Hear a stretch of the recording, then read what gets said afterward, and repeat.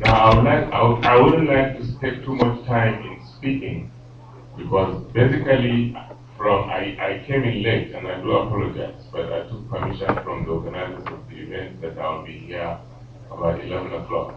Unfortunately, I came into the campus 10:30, but I couldn't find this hall. I actually passed it like 3 times. I didn't know. So I told him he should have said, in case instead of in Kitia, he should have said, Combine Crewman Center. Because I saw it, yeah. Okay, now,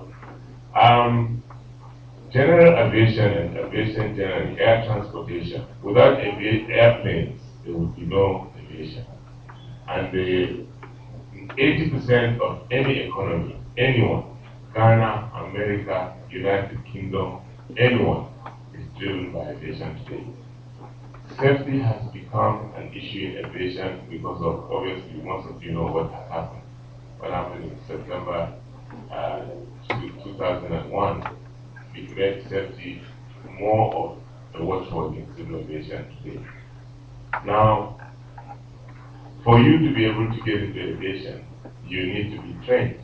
Training is a very important aspect of aviation. And in our training, we do not train like they train in the universities.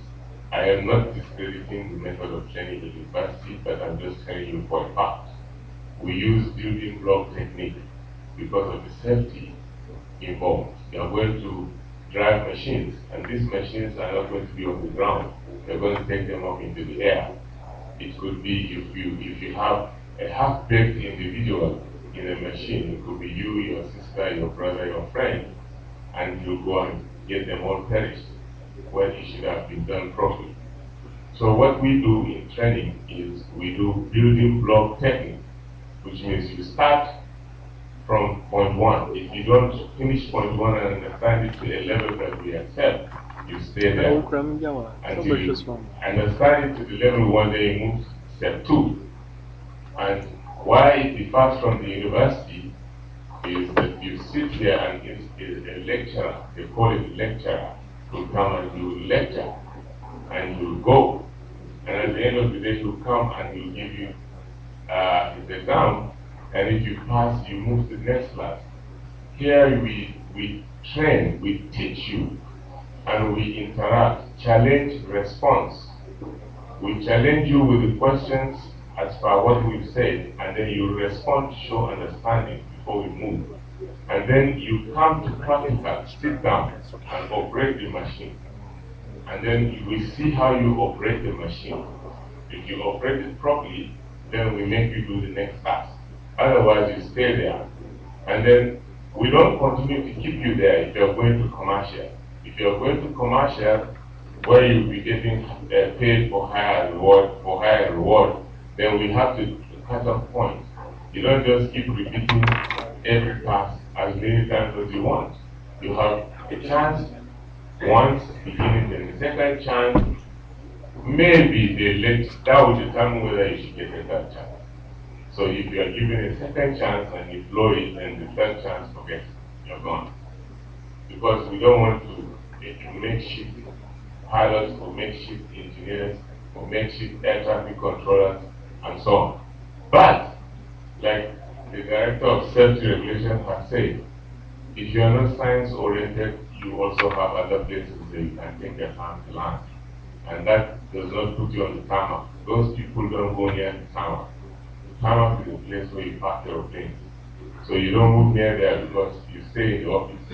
You could create accident from the office, but then it goes through some supervisory positions and you cut that out. Now, the reason why we have set up flight training here in Ghana is because of the growing need for aviation in the economy today. We have found oil. Oil and aviation is like husband and wife. So you cannot do oil without aviation. So we have thought of doing that here. And we have gone through enormous certification process.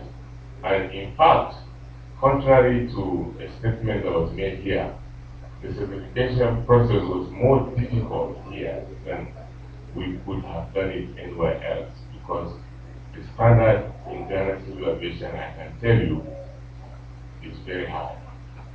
I operate a charter company in a country in the South region, precisely Nigeria. It's a big aviation place, and I'm telling you, they are more strict. They have eagle eyes. They pick everything.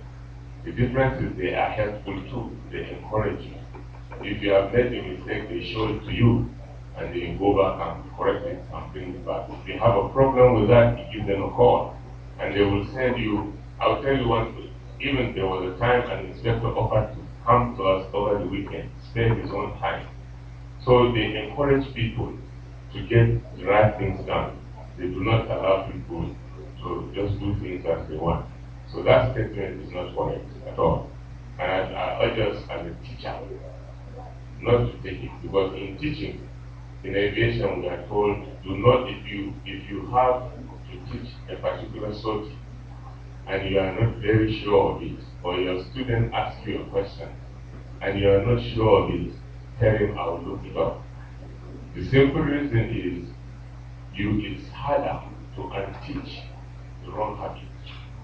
So if you taught a pilot something that is not right, he's going to the industry with it, and he can kill you that taught him in the end. So that's about it. Now, Mish Aviation itself is not just going to be limited to flight training alone.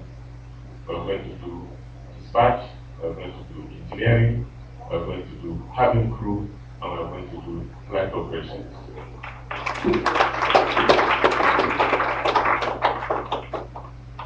But the reason why we started with the flight training, which is the most important